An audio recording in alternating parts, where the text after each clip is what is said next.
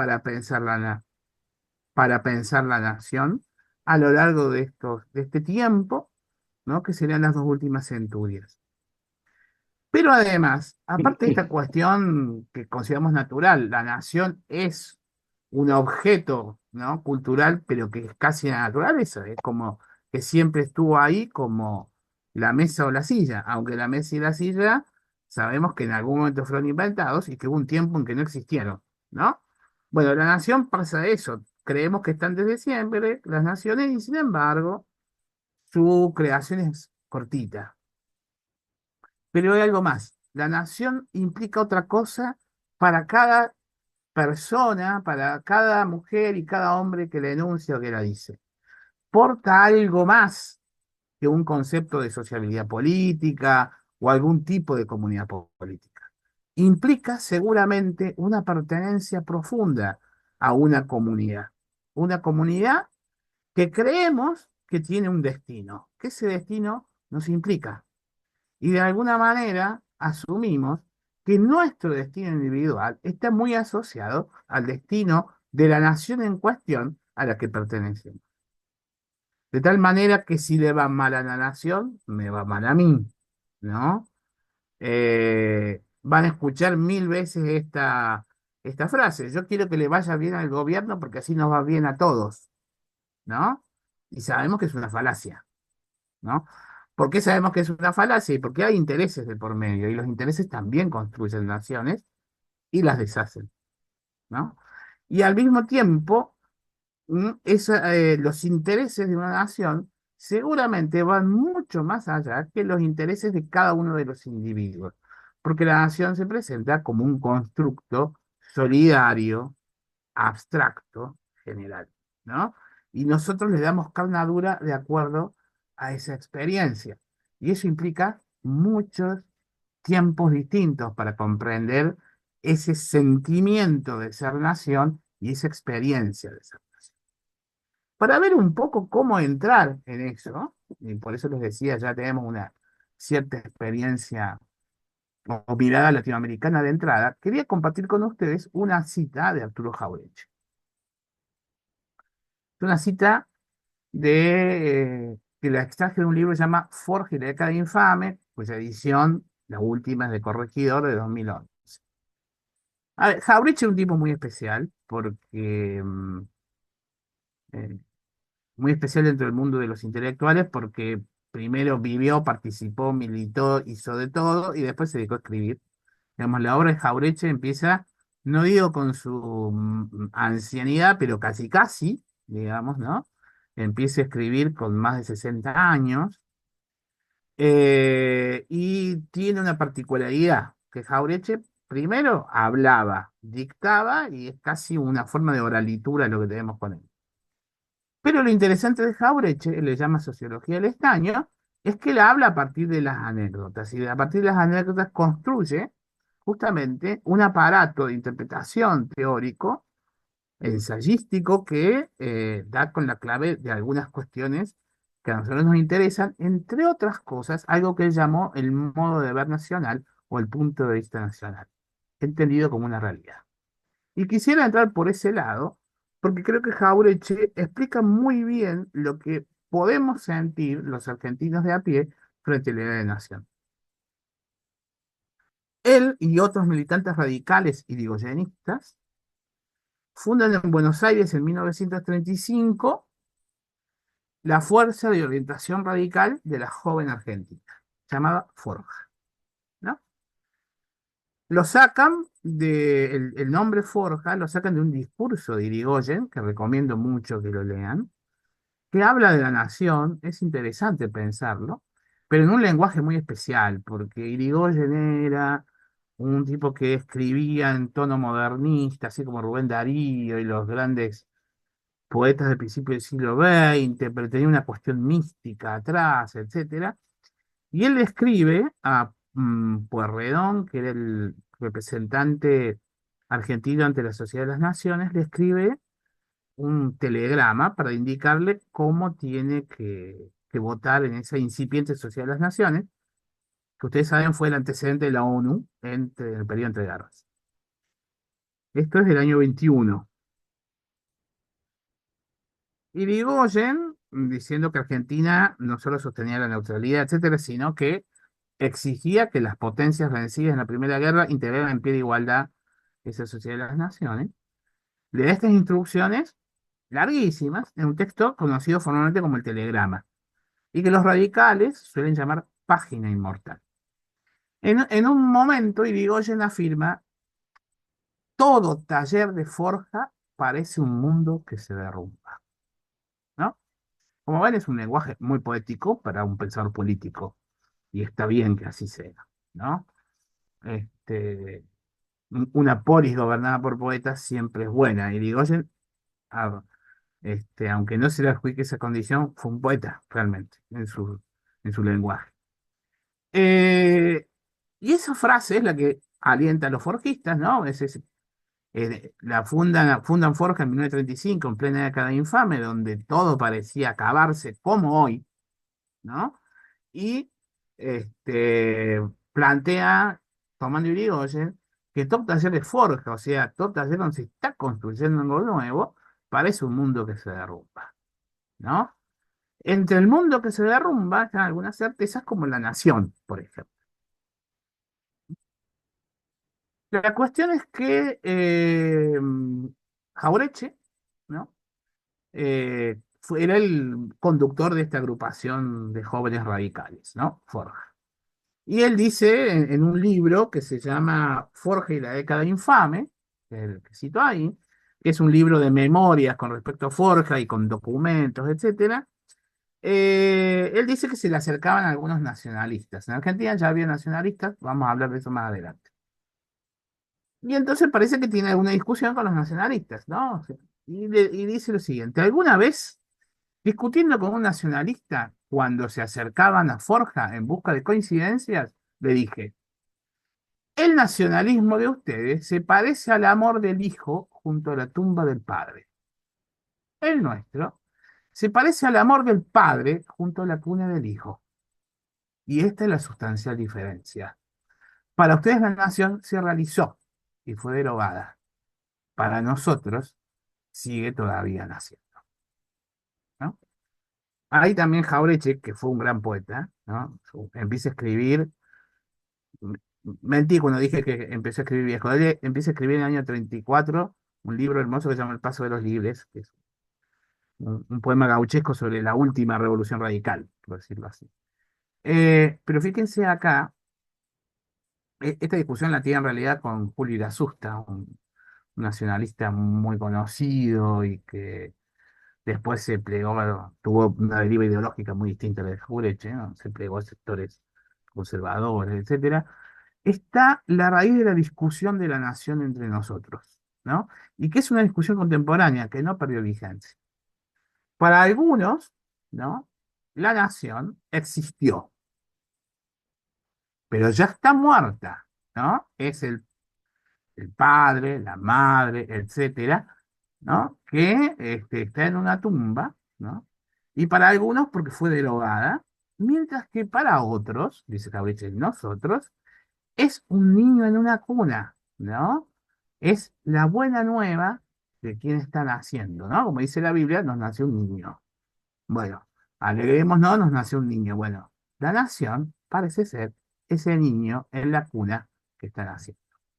Estos son dos miradas absolutamente distintas que tenemos que tener en cuenta cuando pensemos la nación y compartamos algunas lecturas.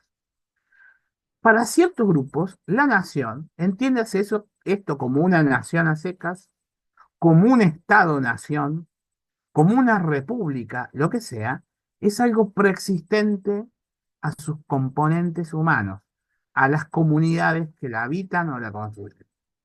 Esa preexistencia hace que sea algo que se nos impone y que la percibimos como una suerte de legado que debemos defender.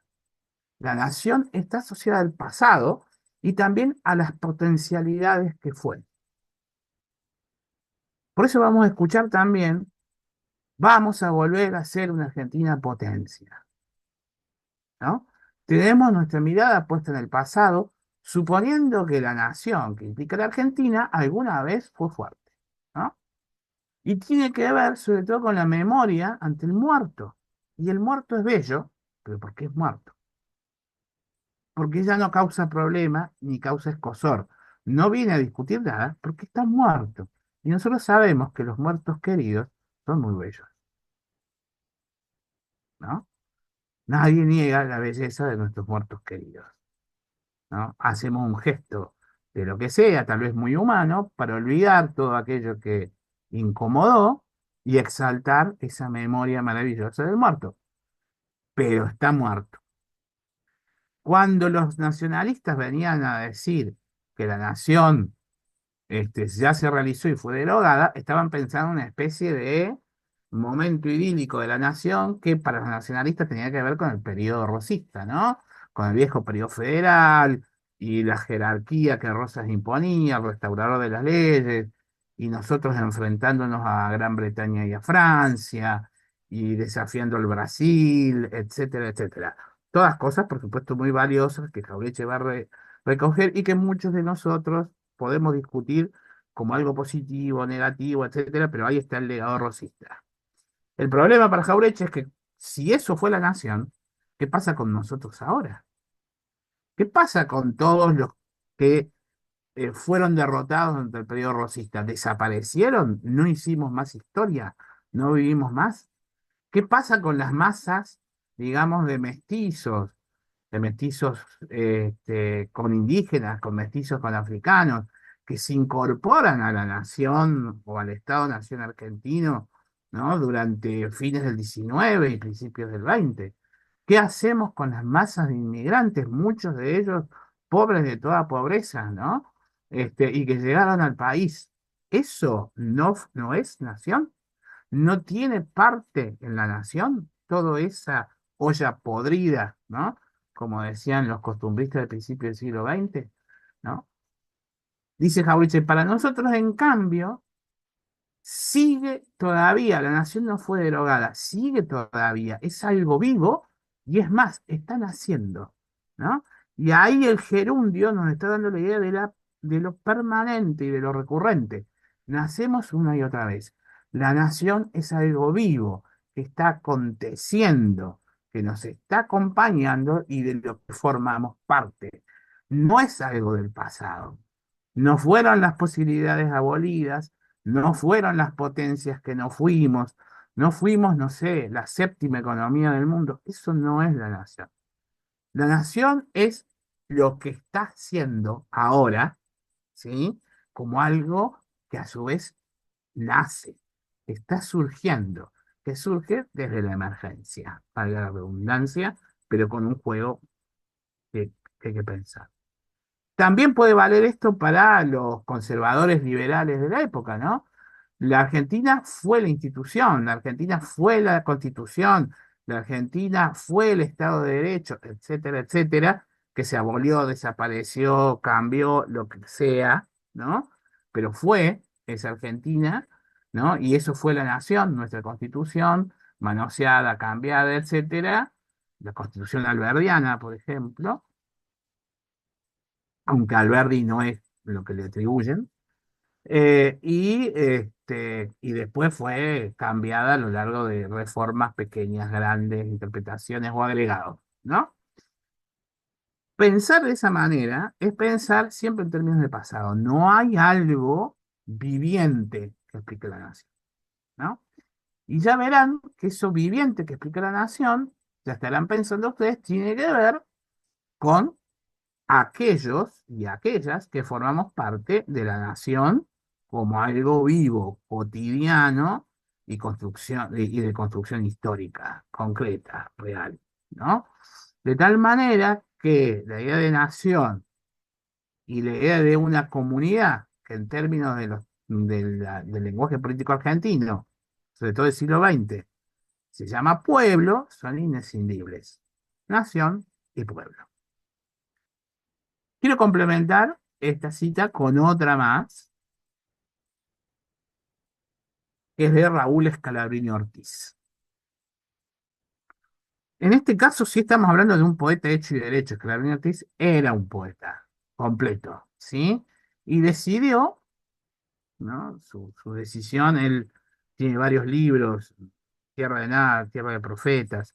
Ahí explica Tierra sin nada, Tierra de Profetas. Ahí explica como esa especie de conversión espiritual, pero que ya venía de antes, que dice, bueno, yo de poeta me tengo que convertir en otra cosa, digamos, en alguien que puede ver dentro del proceso social que tiene el país. Y en buena medida, este párrafo que lo saco de la introducción, que se llama La realidad argentina, imperativo espiritual de política británica en Río de la Plata, cuya primera edición es del 37, pero yo lo saco del 81, explica ese paso y explica algunas cosas más. El alma de los pueblos brota de entre sus materialidades, así como el espíritu del hombre se enciende en las inmundicias de sus vísceras. No hay posibilidad de espíritu humano incorpóreo. Tampoco hay posibilidades de un espíritu nacional en una colectividad de hombres cuyos lazos económicos no estén trenzados en un destino común. Todo hombre humano es el punto final de un fragmento de historia que termina en él, pero es al mismo tiempo una molécula inseparable del organismo económico de que forma parte. Y así enfocada la economía se confunde con la realidad misma. Bueno, algo que en primer lugar quisiera destacar es cómo un poeta se mete economista y lo explica desde la poesía, ¿no? Dice, si uno quiere entender el espíritu de un pueblo, tiene que meterse en sus materialidades. Y la economía es la materialidad del espíritu del hombre que asociado forman los pueblos, ¿no? Fíjense dos cosas. Primero, asocia la idea del espíritu nacional a una colectividad de hombres que, de acuerdo a lo que lo nombró antes, ¿no? En la oración anterior, en buena medida tiene que ver con los pueblos, que se había insinuado en lo que habíamos dicho con Jauretche. Nuevamente, pensar la nación es pensar el hombre en forma colectiva, a los hombres en forma colectiva, y es pensar entonces en el pueblo o los pueblos, ¿no? Pero a su vez, no en abstracto, no como una mera conciencia moral, sino como una práctica concreta de su materialidad. ¿De qué manera nos vinculamos entre sí para formar un destino común que tiene que ver con nuestras decisiones económicas y nuestra mm, composición casi orgánica, ¿no? Del organismo económico del que formamos parte? Así hacemos una nación. Una nación no es entonces solo una idea moral, una forma de asociación política de una colectividad, sino que sobre todo el entramado económico y por lo tanto cotidiano, el entramado de la obtención del alimento en una comunidad. Y eso implica un destino común. Finalmente, es trabajar en conjunto para obtener el sustento. Claro que esa idea básica implica mucho más. Por eso, el alma brota de la materialidad, ¿no? De esa materialidad que es el trabajo en conjunto para obtener un alimento, da como resultado una nación, que ahí sí puede ser también una conciencia moral. Me parece interesante lo de Scalabrini, porque además fija la discusión en, pensemos desde los pueblos, pensemos en la materialidad de la vida de esos pueblos, ¿no? Y cómo esos pueblos y su materialidad constituyen una realidad. Y esa realidad es la nación, ¿no? Porque es el conjunto de la misma materialidad. La nación no es algo que se impone, sino que es algo que surge de, ¿no? No es una idea que viene de afuera y organiza, sino es algo que surge y a su vez organiza, pero de ese surgimiento. ¿Se entiende más o menos lo que quiero plantear con estas dos citas, ¿no? De Jauretche y Scalabrini? Las puse en sentido cronológico inverso, pero me parecía interesante cerrar con esta fuerza mucho más filosófica, ¿no? De, de Scalabrini, y para que no perdamos esa dimensión de escala material y cotidiana que implica la nación. Yo les dije que la nación no necesariamente es una conciencia moral, es sobre todo una conciencia moral en segundo orden, después de pensar la materialidad de la comunidad, ¿no? Que tiene que ver con su propia economía, y esa materialidad es la realidad, es decir, una conciencia moral a partir de la realidad, ¿no? Y pensar en un modo de ver nacional o de un método nacional, que es lo que plantea Jauretche, tiene que ver con ser capaces de distinguir la realidad, ¿no? Les hago una pregunta, ¿no? Para pensar nuestra realidad y nuestra materialidad. Seguramente esta pregunta voy a fracasar porque ya la deben tener clara, pero ¿cuál es el centro geográfico de nuestro país? Aproximadamente.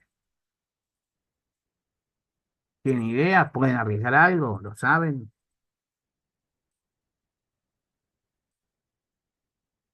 Los cordobeses te van a decir Sí, Córdoba. Domingo,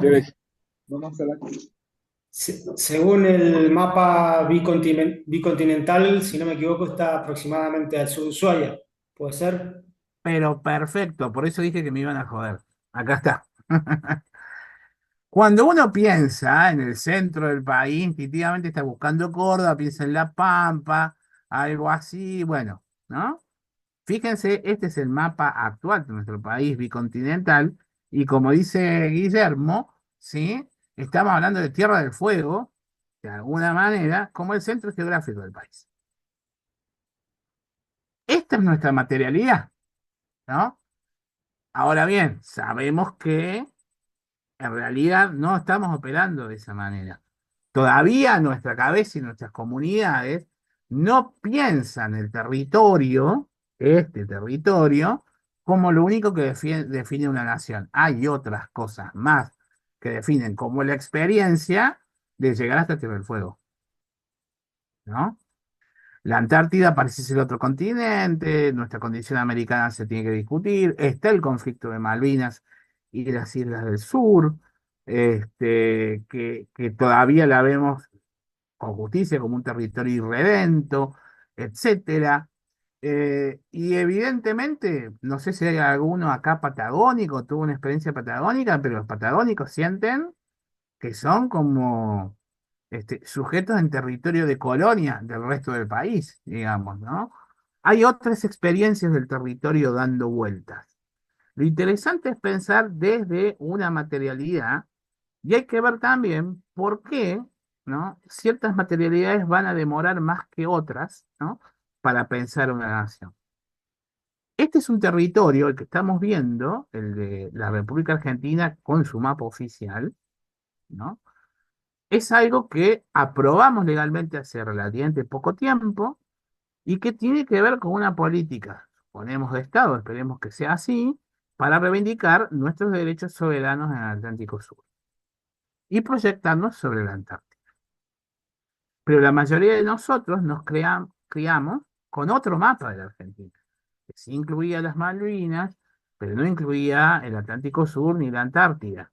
Y en la cabeza teníamos otra idea de territorio, otra idea de Argentina, y parecía ser esa la materialidad. Pero ojo, esa no es natural, también fue impuesta por la escuela, fue impuesta por diversos mecanismos que el Estado propuso. Piensen ustedes, seguramente han visto, a mí me tocó ver mi abuelo, y no sé dónde andará, pero ustedes deben haber visto por ahí las libretas de enrolamiento. Las libretas de enrolamiento eran las viejas libretas que se otorgaban a los ciudadanos argentinos que hacían el servicio militar. Las mujeres luego tuvieron la libreta cívica, un libretón, ¿no? Grande, donde estaba el mapa de la Argentina, estaban los símbolos nacionales y estaba el himno, ¿no? O sea, los símbolos de la materialidad territorial y los símbolos de la materialidad histórica de la nación estaban expuestos en la identidad oficial que el Estado nos daba. Y ahí se construía tempranamente una idea de territorio argentino mucho más limitado. Pero este mapa, igual que el otro, aunque este sea mucho más grande y traslade, digamos, el centro del país a Tierra del Fuego, algo que en nuestra cabeza parece todavía no entender, ¿no? Este, Sin embargo, ambos mapas, el viejo, el nuevo, siempre muestran que Argentina es algo limitado. que es algo limitado, que tenemos vecinos de un lado, del otro, del otro, del otro, ¿no? Esa vecindad es importante. ¿Por qué? Porque nos muestra que lo que nosotros creemos que es el espacio de la nación es algo limitado. Para que Argentina exista, tiene que haber un otro, algo que no sea Argentina. ¿Se entiende? La idea de nación no es una idea universal, no es un absoluto universal. Perdónenme los filósofos si metí la pata. Pero no es un absoluto, no es algo, digamos, Argentina es el mundo. No, no lo es ni siquiera Estados Unidos el mundo. Estados Unidos podrá expandirse, pero tiene que fijar límites siempre. Nosotros también fijamos nuestros límites. Para que Argentina exista, debe existir Chile. ¿Sí? Debe existir Uruguay, Paraguay, Brasil y Bolivia. De inmediato, eso.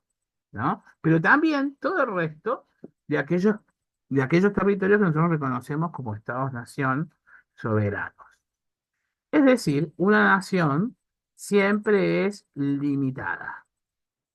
Un, un historiador australiano llamado Benedict Anderson, yo les di un fragmento de su obra, la vamos a trabajar en el próximo encuentro, dice que una nación es un territorio, una sociabilidad política, inherentemente, es una comunidad imaginada, inherentemente limitada y soberana. Es una comunidad, tal como vimos con Jauretche y Scalabrini, es decir, un conjunto de sujetos que creen que su propio destino está asociado, ¿no? Todos los que vivimos en esta comunidad tenemos un destino asociado, implica un futuro común, ¿no? Entonces, supuestamente, yo, entre un formoseño y un fueguino, hay una comunidad de destino, ¿m? Que no la tiene un ciudadano de Ushuaia con un ciudadano de Punta Arenas, aunque tengan muchísimo más en común entre ellos que con un formoseño o con uno de Arica, ¿no? Sin embargo, creemos que somos una comunidad, pero como en esa comunidad no nos vamos a ver la cara nunca en la vida, porque es improbable que la mayoría de los formoseños reconozcan y conozcan a la mayoría de los fueguinos, ¿sí? Imaginamos que formamos parte de la misma comunidad. Esa imaginación implica una decisión, una voluntad. Ya vamos a ver que no es tan simple esa voluntad y esa decisión, pero implica que es algo imaginado, no algo real. En la polis griega yo podía conocer y reconocer a los miembros de mi propia comunidad política. Evidentemente, no en las naciones actuales. Dice Anderson también que es inherente, es decir, es una condición propia que sea limitada, que es lo que hablamos recién. Tiene que haber vecinos para que eso existan y yo debo construir vecinos, ¿no? Y al mismo tiempo debe ser soberana, es decir, debe ser un territorio regido por una ley impuesta por esa comunidad, probablemente a través del Estado que esa misma comunidad se da. Por lo tanto, cuando hablamos de nación, estamos hablando de eso, un territorio muchas veces que consideramos cohesionado por una idea de comunidad entre sus sujetos, es decir, dicen pertenecer a eso y lo defienden, saben que son limitados porque saben que esa comunidad termina donde empieza otra, ¿no? Aunque pueda haber discusiones sobre eso, y finalmente saben que tiene un ejercicio de soberanía, ¿sí? Sobre un territorio determinado. ¿Se entiende hasta ahí? ¿Alguna pregunta o comentario? La nación parece ser algo muy simple entonces, ¿no? Es una comunidad política, listo, con un territorio limitado, muy bien, ¿sí? Soberano, perfecto.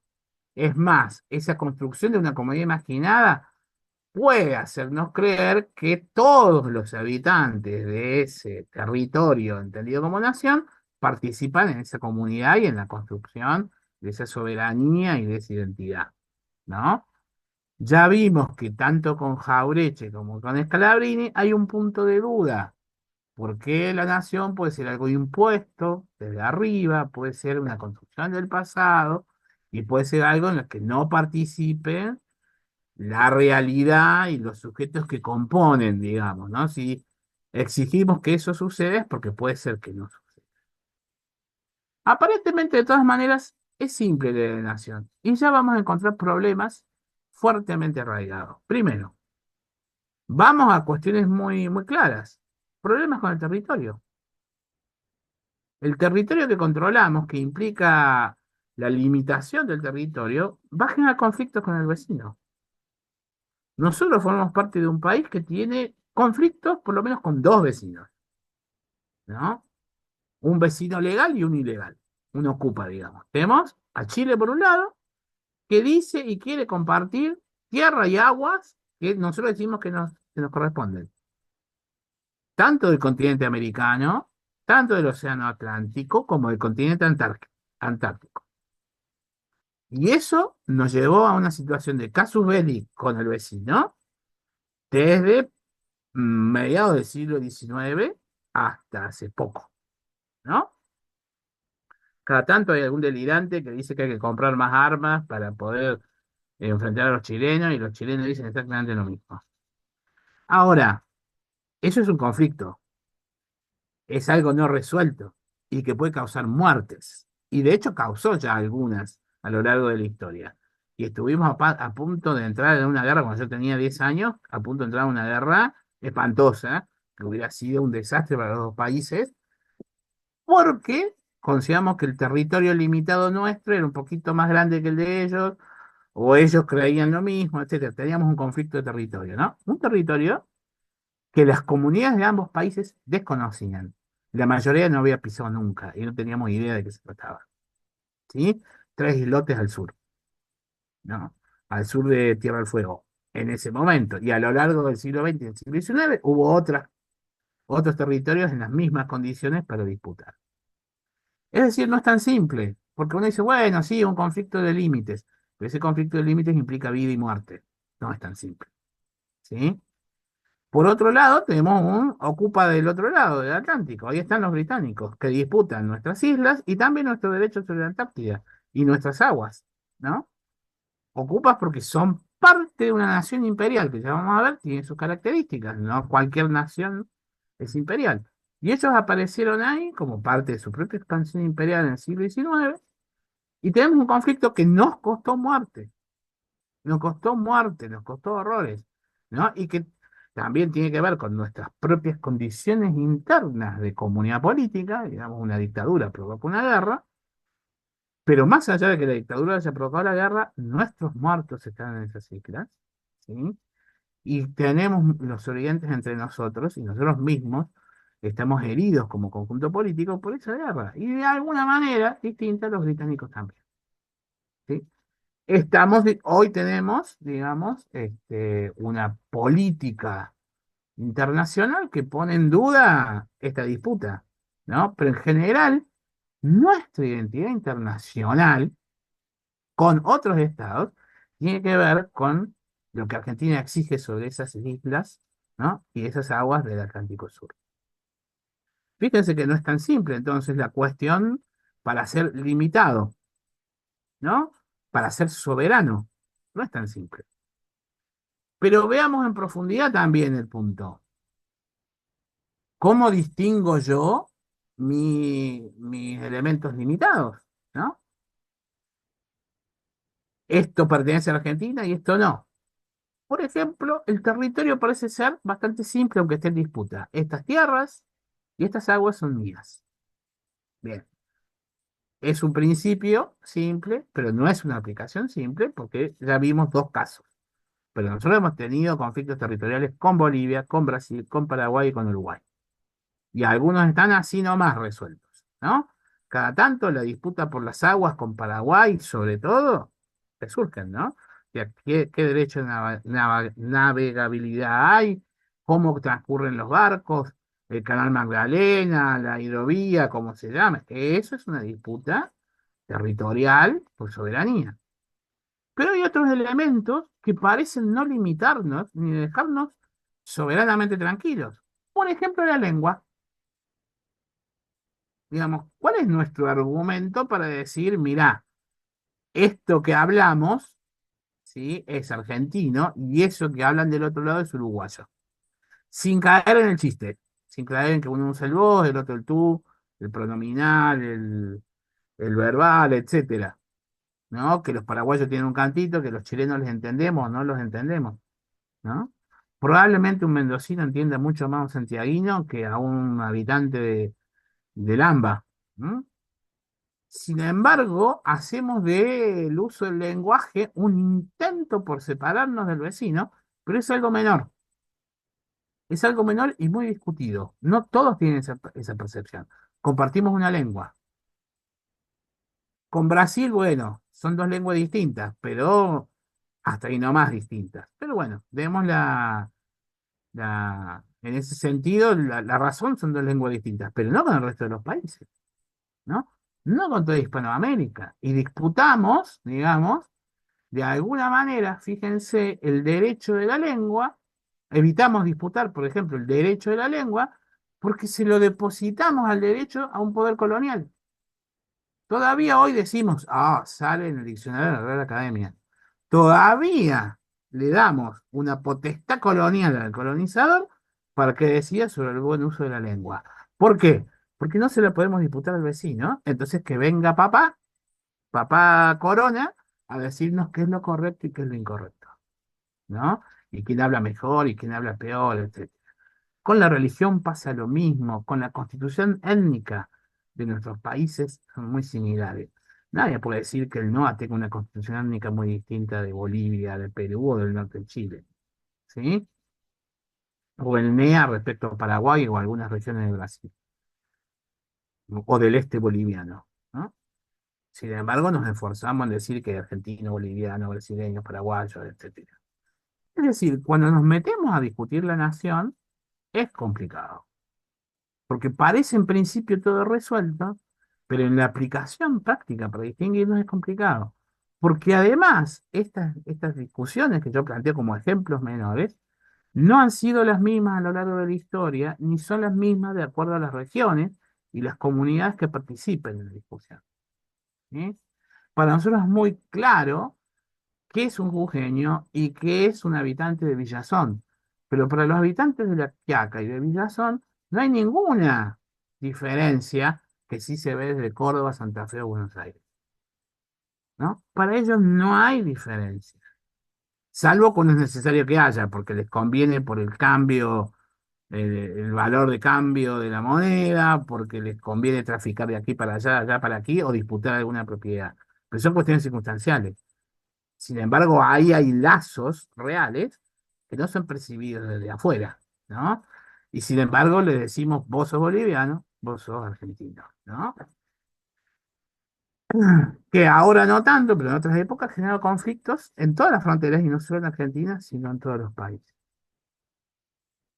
Por lo tanto, lo que tenemos con la nación es que es un principio muy interesante, muy fácil de aplicar, muy modular para pensar las comunidades políticas contemporáneas en todo el mundo, pero cuando uno le echa el ojo, pone la lupa, encuentra un sinfín de problemas, un sinfín de circunstancias que no terminan de resolverse y que son peligrosas muchas veces. ¿Por qué? Porque pueden llevar a posiciones nacionalistas. Las posiciones nacionalistas, depende de cómo se asumen, pueden derivar en posiciones supremacistas. Y las posiciones supremacistas implican el desprecio y la persecución por el otro, al otro, ¿no? Y cuando eso se instaura, tenemos finalmente la violencia en puerta. Políticas de expulsión, de control de migrantes, etcétera, etcétera, van a llevar a conflictos. Lo están viendo ustedes hoy en Los Ángeles, en Estados Unidos, ¿no? Supuestamente un país que no tiene nombre propio, Estados Unidos, simplemente describe que son varios estados que se juntaron para algo, ¿sí?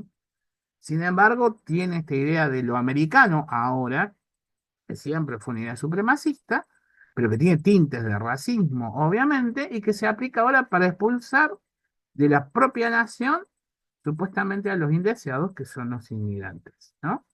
Digamos, las naciones entendidas como nacionalismos llevan ese tipo de prácticas, ¿no?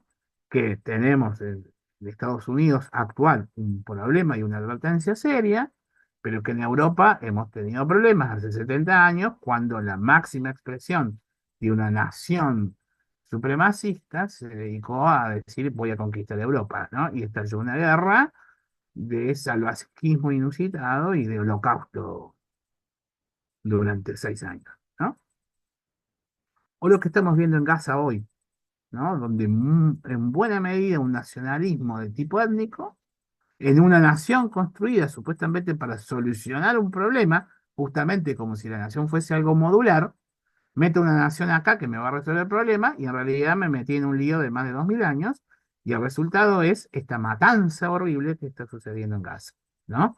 Provocada por el ataque de Hamas. También una fracción nacionalista fundamentalista de los mismos palestinos. Entonces, la nación y el nacionalismo es un problema serio.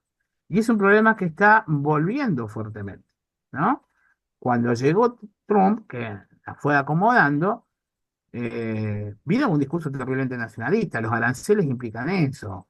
Eh, Prepotear a Canadá, a México, a la Unión Europea, me voy a quedar con Panamá y con Groenlandia, cosas imposibles, ¿no?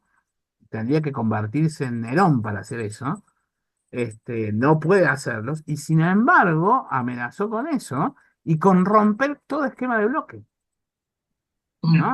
De asociación de naciones.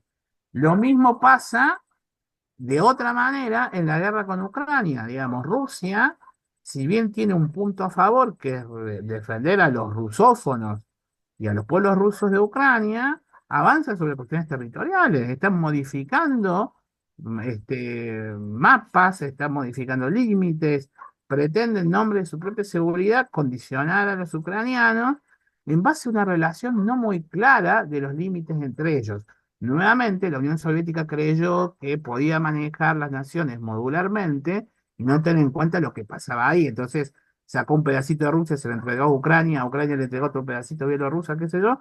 Cuando la Unión Soviética estalla, nos encontramos con estos problemas porque las naciones generan nacionalismo y están ahí abajo, ¿no?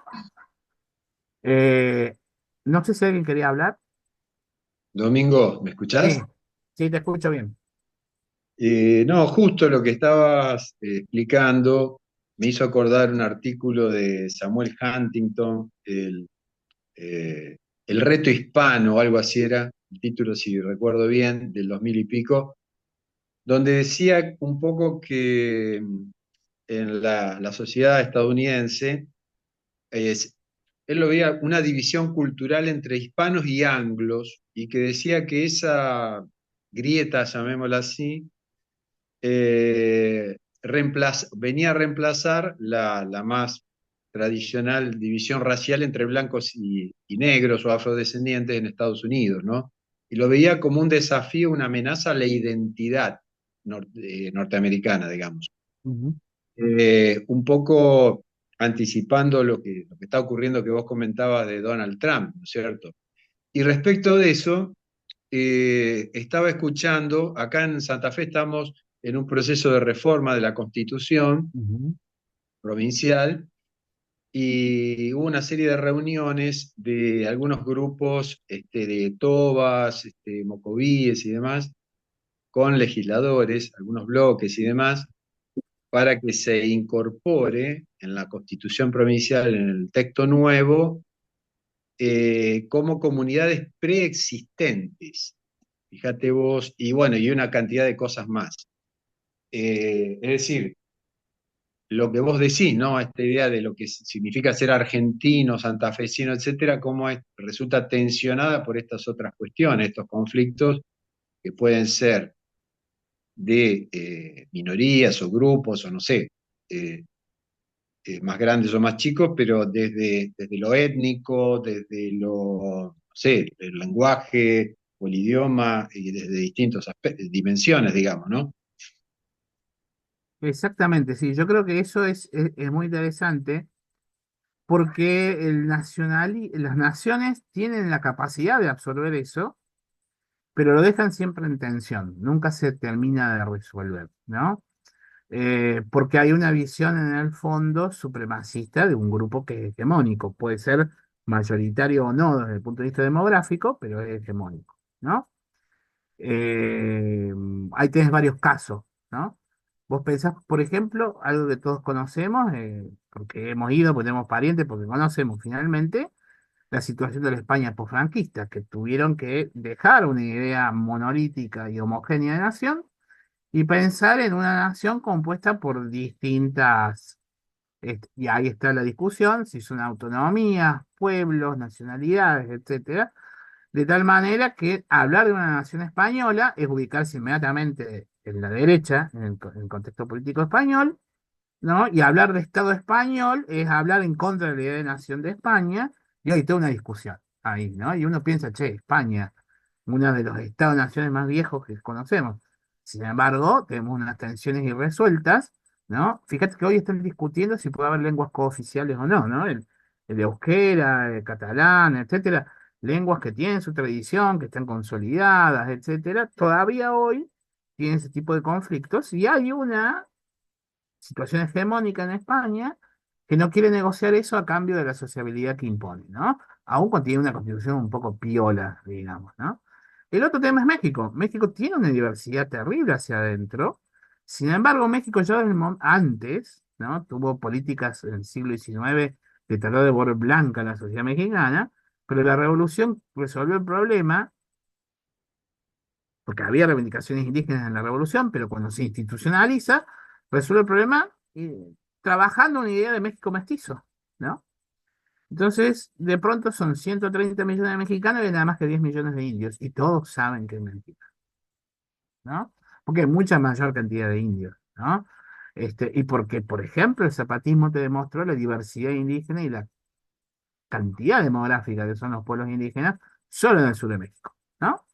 Y cualquiera de nosotros se da cuenta que México es una población no solo mestiza, sino indígena de las más fuertes, ¿no?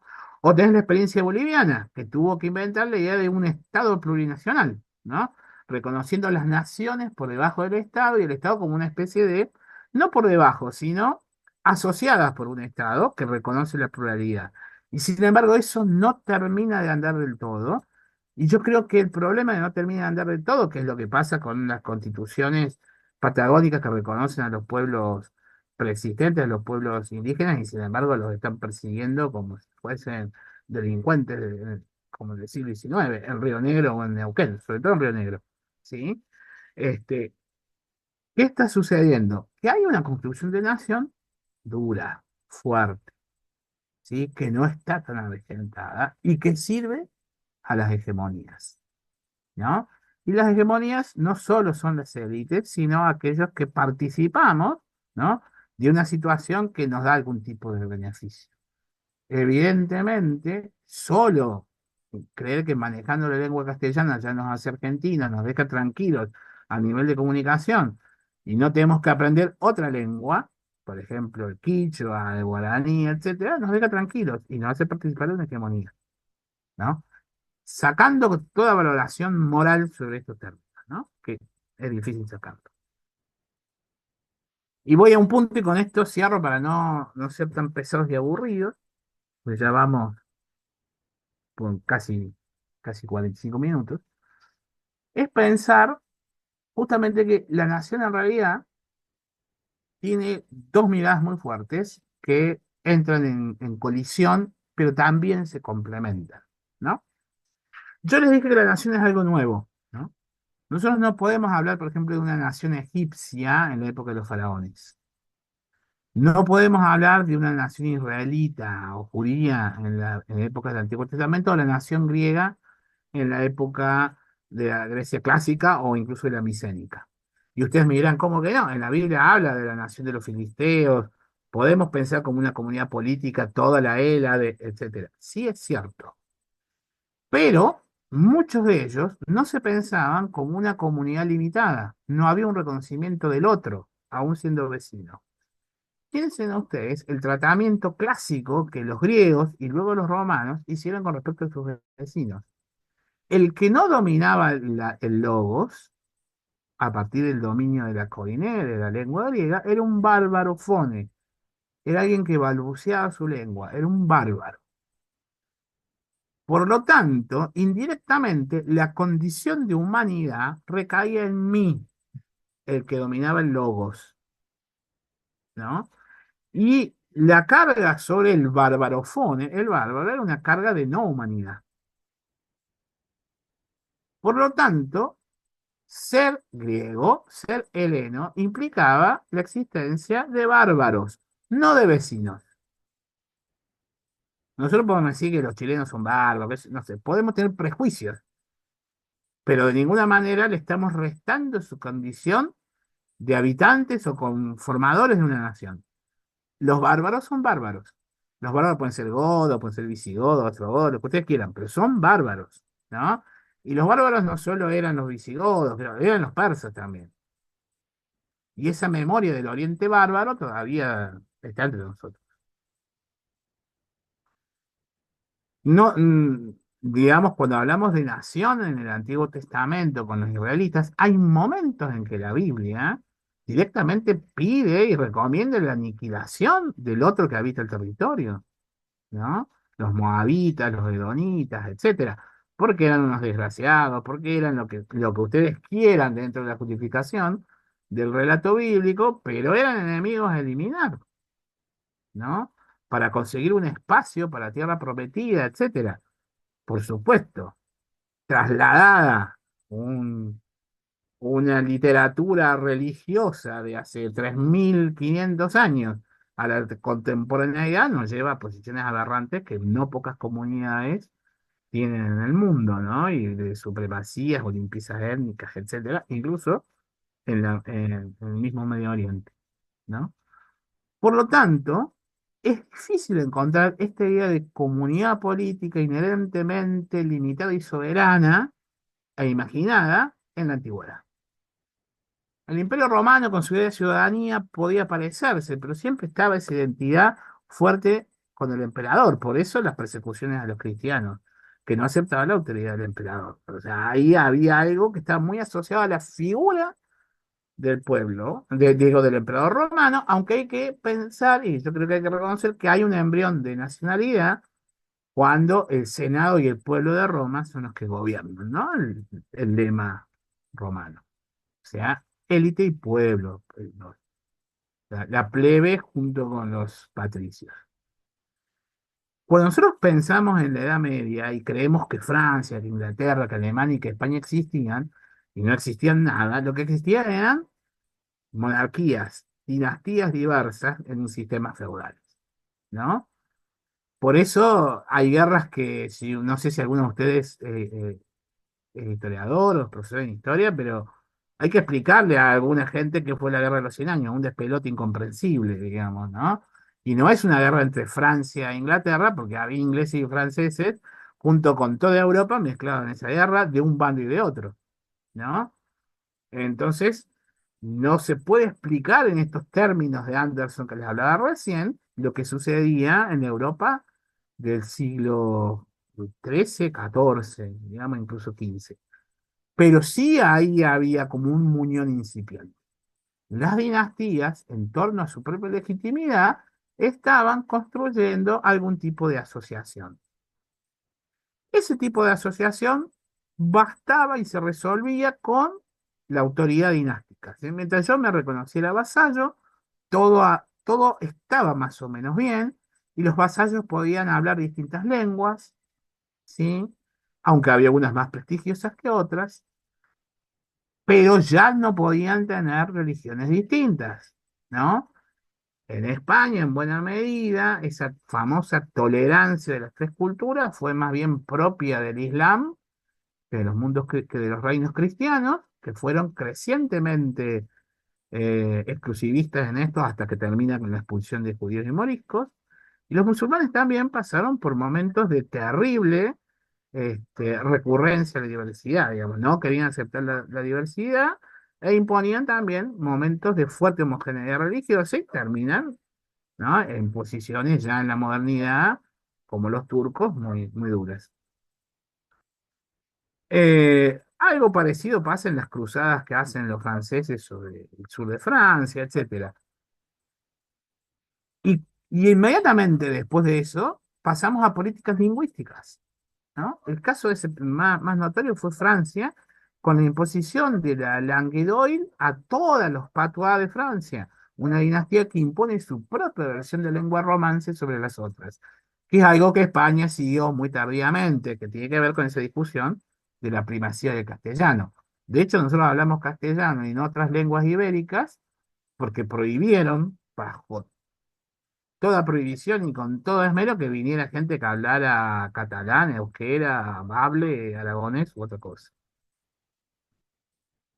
La cuestión es que vamos a encontrar que los estados monárquicos, feudales, etcétera, imperiales, que van surgiendo en Occidente durante la Edad Media y al principio de nuestra Edad Moderna, cada vez más requieren homogeneidad, es decir, cierta comunidad, podemos decir, sustancial.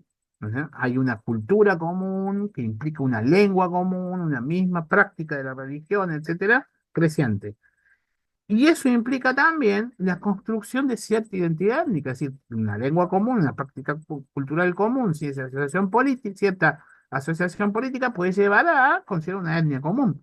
Y de pronto, donde había una pluralidad de pueblos, aparece de a poco los franceses, como si fuese una sola entidad, o los ingleses, como si fuese una sola entidad, ¿no? ¿Y qué está impulsando por abajo a todos esos? El nacimiento del capitalismo. Porque el capitalismo necesita, acá sigo a Ernest Gellner, en un libro que se llama Naciones y Nacionalismo, el capitalismo necesita homogeneidad para que la productividad sea óptima y el consumo también, y esto está empezando a surgir en el norte de Italia, en Flandes, en la zona centro-norte de Francia, en Inglaterra. Lo que necesitamos son sujetos que entiendan la misma lengua, que entiendan la misma forma la religión, consuman de manera similar para yo generar un mercado de producción y de consumo creciente. ¿Sí?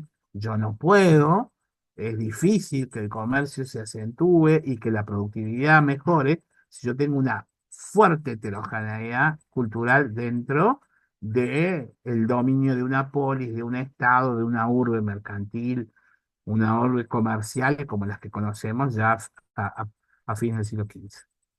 Por lo tanto, hay una tendencia fuerte a la homogeneidad. Y esa homogeneidad la garantiza no la multitud de condes, no la iglesia, que es algo muy heterogéneo, incluso en sus ritos, por más que tengan el latín como algo unificador, lo garantizan las monarquías, que sí están diciendo somos limitadas, hasta acá llegan nuestros territorios, aunque disputo con el vecino todo el tiempo, ¿no?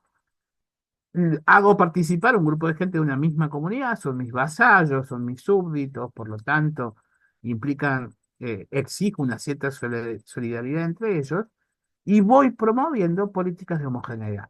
Las guerras de religión europeas son políticas de homogeneidad.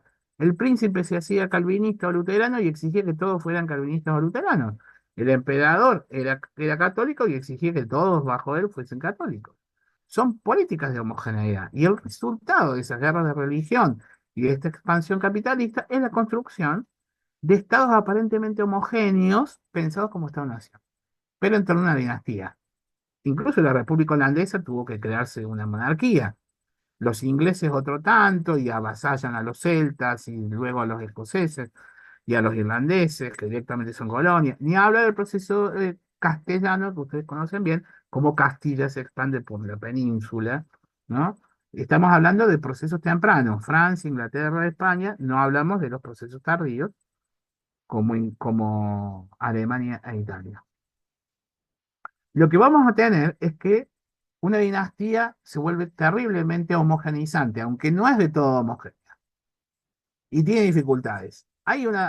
Las dinastías francesas tienen éxito, imponen una misma religión, con guerras de religión, ¿no? La noche de San Bartolomé se calzan a todos los protestantes en una noche en París. Y no hablan mucho de eso los franceses, ¿no? Y se los llevaron puestos a todos, la guerra con los hugonotes. Los ingleses hacen algo lo mismo con su reforma. La guerra de los 30 años en Alemania tiene que ver con intentos de homogeneizar. Paradójicamente, los que quieren homogeneizar, pero no les sale del todo, son los castellanos. Echan moriscos, echan judíos, imponen la religión, etcétera, pero como que no da ¿no? Para aniquilar del todo la diversidad. El sistema español es un sistema muy heterogéneo. Si alguno de ustedes son historiadores, se dan cuenta que durante la colonia nuestra había una heterogeneidad desde el punto de vista cultural, lingüístico y étnico muy grande, que fue generando esa diversidad respecto a entre regiones americanas y con la península, y que solamente se sostenía por una extraordinaria fidelidad a la monarquía española, ¿no? Es un caso que muchos historiadores dicen es bastante raro lo que le pasó a España, porque tampoco cayó de afuera, implosionó, se cayó solita. Sí, Napoleón, qué sé yo, pero más allá de Napoleón se mantenía, pero bueno, luego esa fidelidad se rompe porque se rompe el monarca, ¿no? La monarquía. Pero a lo que quiero llegar es, hay una progresiva construcción de la homogeneidad, que termina perfeccionándose esa construcción de la homogeneidad en 1789, cuando le cortan pocos años después la cabeza a Luis XVI. No hay un rey que te homogenice. ¿Quién te da homogeneidad y estructura? Una idea naciente, que es la idea de nación. La nación es los ciudadanos en armas, como dice la Marsellesa, ¿m? Que forman un batallón, que forman un ejército y que defienden algo, la propia tierra, la vida de su familia y de su gente, y mantienen una cohesión entre ellos, haya o no haya rey. Y esa cohesión tiene que ver con un ideario político sobre todo, ideario político revolucionario, republicano. Entonces, aparentemente, cualquier revolucionario, cualquiera que quiera la república, podía ser francés. De hecho, en el Arco de Triunfo, por ejemplo, está Francisco de Miranda, el que comenzó, digamos, la idea independentista en América Española, el precursor de la independencia, le llaman los venezolanos, el primer presidente de Venezuela, porque él peleó en la batalla de Valmy y esa batalla se gana frente a los prusianos gracias a Francisco de Miranda, que nunca quiso ser francés ni nunca fue francés, pero era revolucionario y era republicano, ¿sí? Ahora bien, hay una trampa atrás de eso, ¿no? Porque salvo Miranda y tres o cuatro, los republicanos y los revolucionarios son franceses. Pero eso no es cualquier revolución, es la Revolución Francesa, ¿no? La bandera es la roja de la Comuna de París, la azul de los derechos de la nobleza y del clero, y la blanca de la monarquía borbónica. Es decir, hay una historia francesa que pesa ahí, y todos hablan francés, y el himno revolucionario francés, que es la Marsellesa, aunque fue oficial recién a principios del siglo XX, es un canto de guerra que alienta a esa comunidad básicamente francesa, ¿no? Y una historia que tiene que ver con Francia. Y la emergencia de Napoleón poco después da esa idea, ¿no? De que somos revolucionarios, queremos la república o las ideas que transforman. Ya Napoleón no es republicano, pero evidentemente tiene ideas revolucionarias y modernizantes, y eso tiene que ver con Francia, ¿no? Y Francia de pronto, de ser la gran emancipadora, se vuelve en una potencia ocupante de Europa, ¿no? Por eso le va como le va, por eso los españoles la rechazan y gritaban vivan las cadenas, ¿no? Entonces, hay que pensar que la homogeneidad que se teje a lo largo de los siglos da como resultado una entidad política que puede prescindir de la monarquía, de la dinastía monárquica, que puede prescindir incluso de la cohesión religiosa, porque viene a proponer una nueva idea. ¿Cuál es esa idea? Una comunidad política, ahí sí, imaginada, limitada, ¿sí? Y soberana. Pero tiene que ser homogénea. Hay una trampa al decir que es un mero contrato, sino que tiene que ser algo homogéneo. Debemos compartir los mismos valores y los mismos valores se comparten por una cultura común.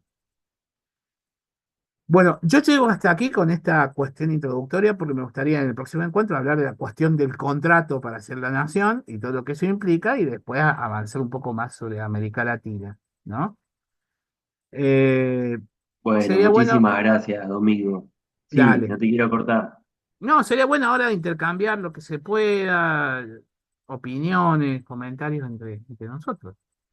Sí, perfecto, perfecto. Te mandamos un aplauso virtual y bueno, dejaste un montón de aristas para seguir pensando, para interesarse por los próximos encuentros. Si les parece, habilitamos, como dijo Domingo, un espacio para preguntas.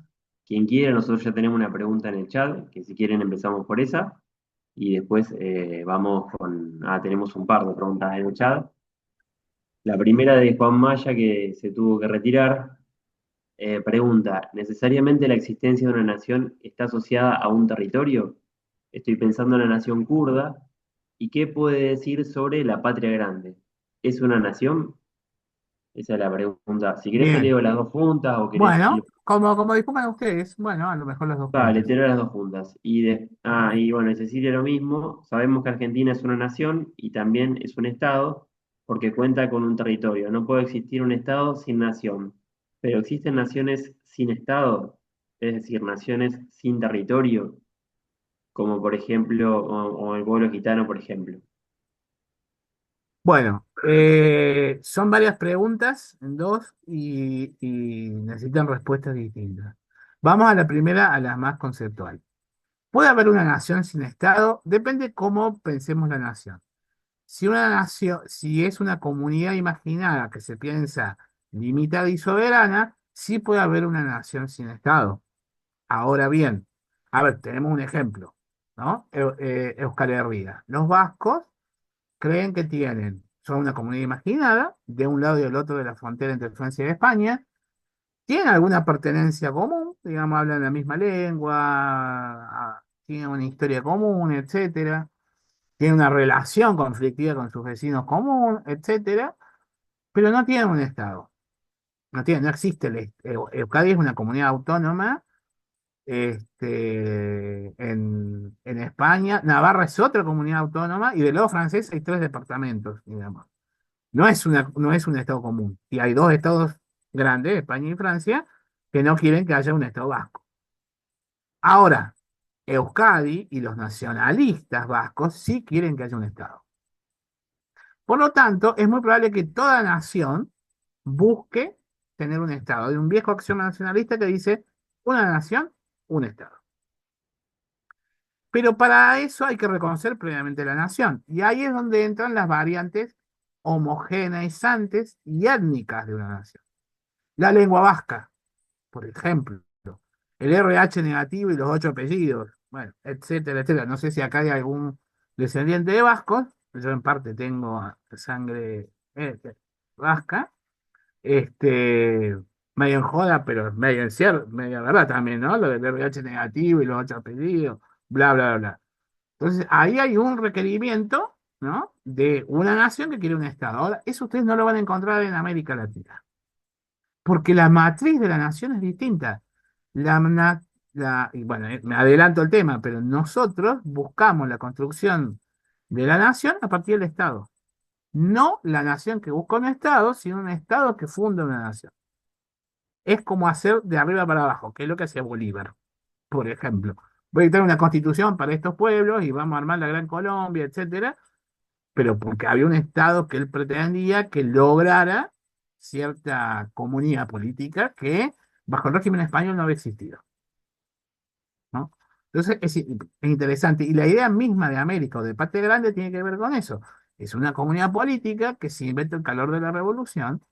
No hay ningún argumento para decir que había una América común y una fuerte conciencia americana continental promovida por España. Al contrario, España siempre trató de dividir sus territorios que no tuviesen relación entre sí para poder gobernar tranquilo, ¿no? Y la conciencia de América, que es una conciencia justa, válida, e históricamente yo creo que va a preponderar, es una construcción, pero de las masas revolucionarias y de sus dirigentes, ¿no?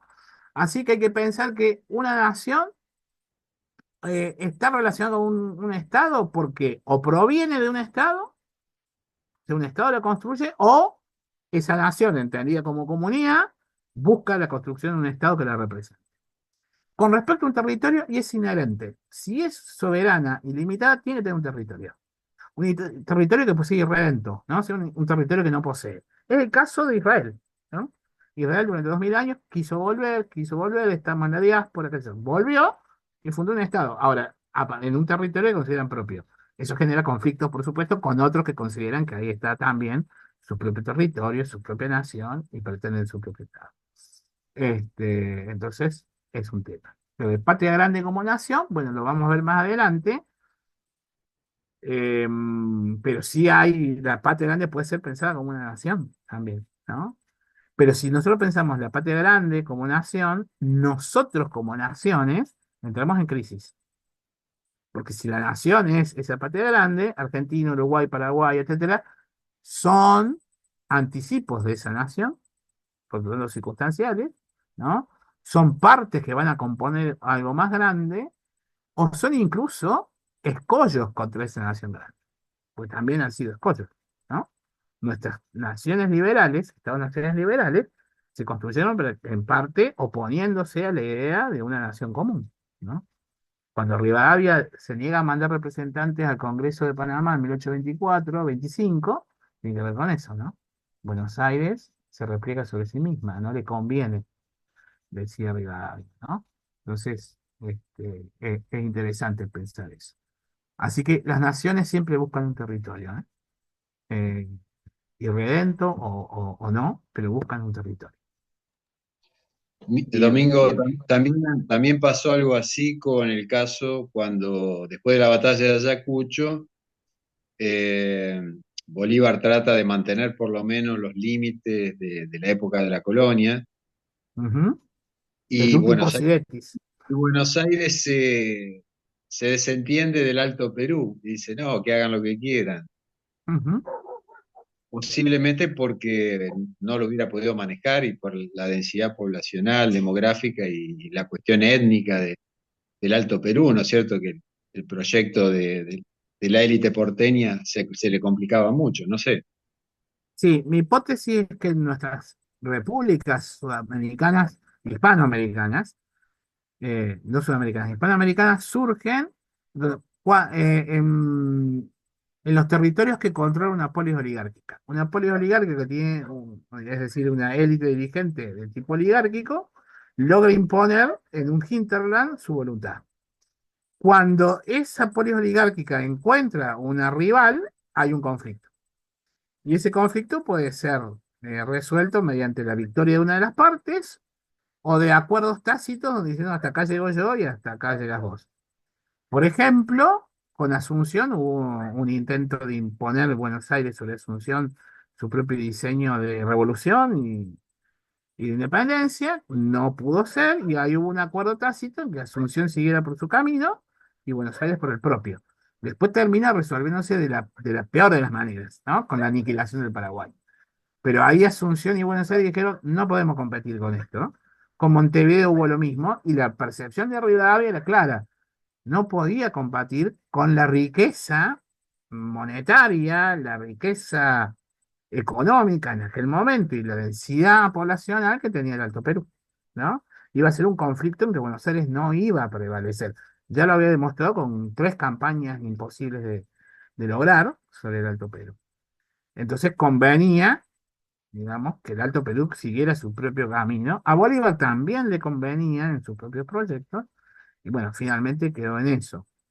En otros lugares, las polis oligárquicas vencieron rápidamente. Por ejemplo, Santiago se impone a Concepción y no hay demasiado problema, y Santiago es la polis oligárquica de Chile, es otra dimensión de territorio, pero logra resolverlo. Y en el caso de, por ejemplo, de Colombia, todavía hoy tenemos que las polis oligárquicas colombianas están en un punto de equilibrio muy delicado, ¿no? Y Bogotá, y Medellín, y Cali, la costa Caribe se enfrentan todo el tiempo, ¿no?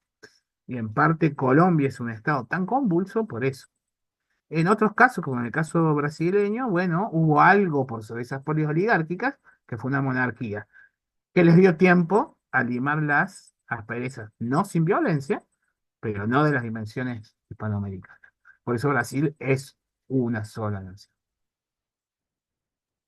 Bien, ahí está pidiendo la palabra Federico para hacer una pregunta.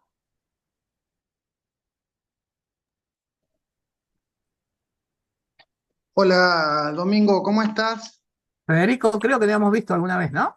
Ya hemos participado, estoy integrando con Daniel Bacheto ahí la asociación.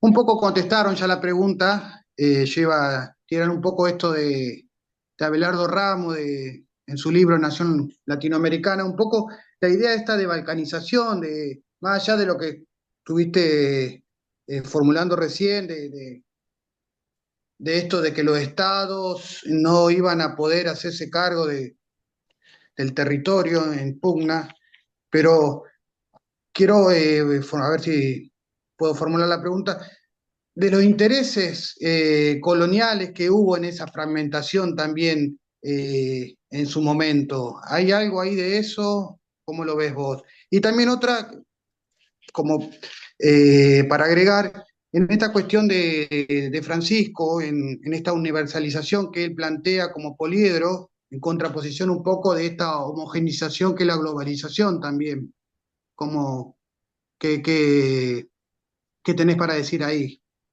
Bueno, por lo primero, sí, es evidente que alguna forma de asociación política moderna que abarcara las distintas partes de lo que había sido el Imperio Español, a las potencias dominantes del siglo XIX no les convenía. Gran Bretaña, que fue la que más actuó, tiene una experiencia directa, digamos, ¿no? Permitir la asociación de los estados de las ex 13 colonias británicas norteamericanas les había dado un país que, si bien no era hegemónico, no es lo que es hoy, ya le traía inconvenientes a Gran Bretaña en ese momento, y para 1830 ya era un problema para Gran Bretaña, un problema que no pudo resolver nunca y que fue avanzando sobre el mismo dominio inglés en América. Así que, evidentemente, no le convenía una estructura eh, asociativa en el Imperio Español Americano que reprodujese los mismos inconvenientes que España le había traído al Imperio Británico. Dicho esto, y hay un montón de cosas que podemos señalar sobre las intervenciones británicas y la balcanización que los ingleses promovieron sobre América, hay que tener en cuenta también que los ingleses permitieron que el Brasil fuese una unidad.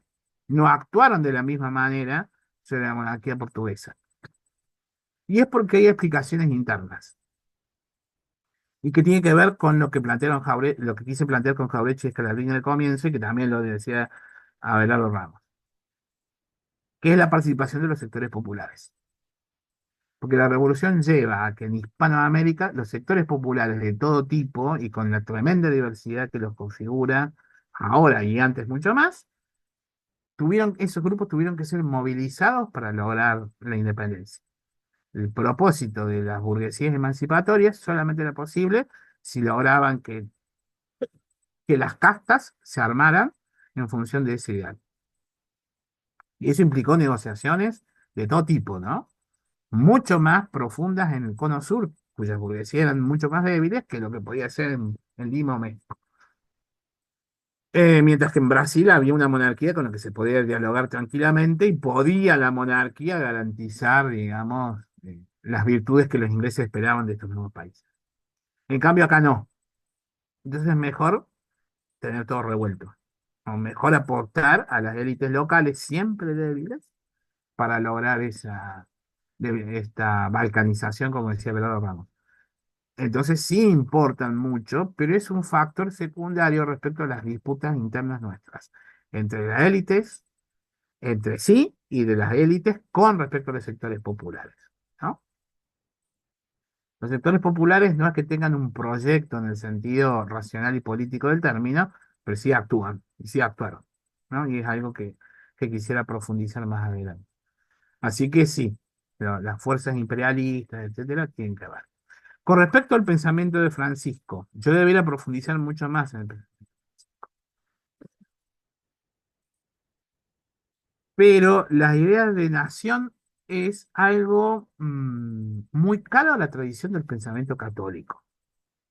Y dentro del pensamiento católico en América, específicamente la teología del pueblo de Dios. Primero porque pone al pueblo en la centralidad histórica, ¿no?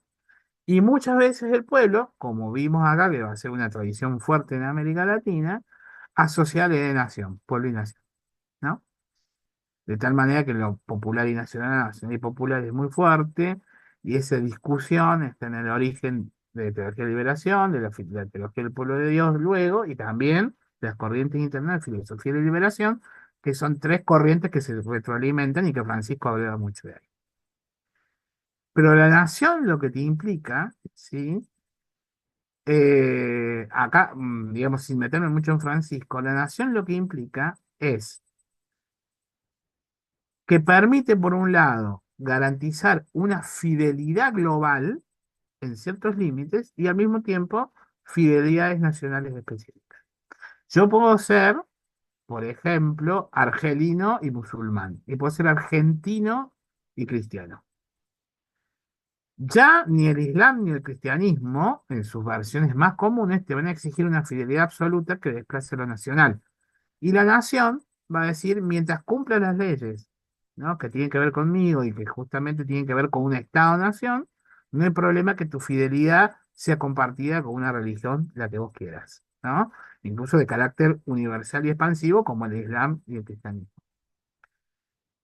En ese sentido, entonces, desde el cristianismo se puede plantear, ¿no? Y desde el catolicismo mucho más, esta idea de pensar la globalización de distintas facetas y en un cuerpo poliédrico, digamos, porque no está exigiendo la renuncia a las fidelidades. Lo que te está pidiendo para mí, finalmente, todos los procesos de globalización consecutivos que hemos vivido en la historia, es siempre renunciar a las fidelidades locales, las fidelidades regionales, las fidelidades nacionales en función a proyectos que el capitalismo te va proponiendo como crecientemente homogeneizadores.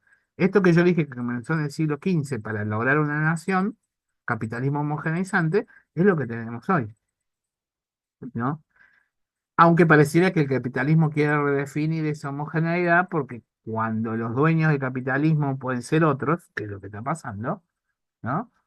La cosa se rediscute y se revive el tema de nación. La nación es un instrumento que está ahí que puede servir para pensar la diversidad, como siempre planteó Francisco, y la heterogeneidad, y pensar un mundo más justo, y al mismo tiempo pueden llevar a situaciones aberrantes, ¿no? La discusión está en qué lectura de nación estamos eligiendo. La que dice Jaureche frente a la belleza del muerto de los nacionalistas o la cuna del hijo que nació, que es lo que ellos proponen. O elegir la vida y el futuro, o elegir la muerte y el pasado. Bueno, creo que ahí se juega mucho, ¿no?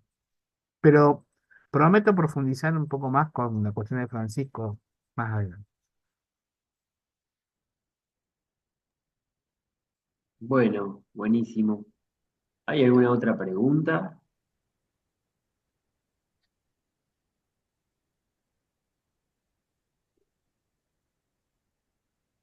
No, me Bueno, sí. temo que los he aburrido y los he No, no, cansado no. y hay que cenar. Nico, yo propongo que, no, yo propongo que en todo caso reflexionemos personalmente o grupalmente, como sea, sobre todo esto, tu exposición, que fue, viste que no me equivoqué, que tenías mucho para decirnos y proponernos.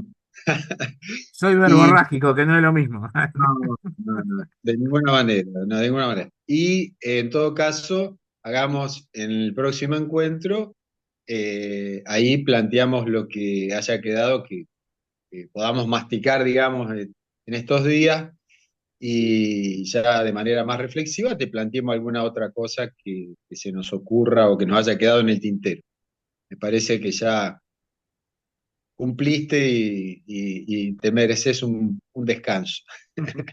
Bueno, Muchas muchas gracias. gracias a ustedes, Buenísimo, muchas realmente gracias, Domingo. muy amables haberme escuchado y nos encontramos en 15 días. Estoy dispuesto a cualquier sugerencia o dentro del tema desarrollar alguna línea si les parece. ¿Mm? Bueno, gracias. Muchas gracias, muchas gracias. Buenas noches. Buenas noches. Ahí Buenas noches a preguntaban en todos. el chat dónde está el material colgado. Está en la plataforma del Instituto de SADOP. Así que cualquier cosa, Estefanía, creo que era la que preguntaba, escribinos y te hacemos llegar el material. Bueno, Buenísimo. Gracias a los compañeros también. Buenísimo.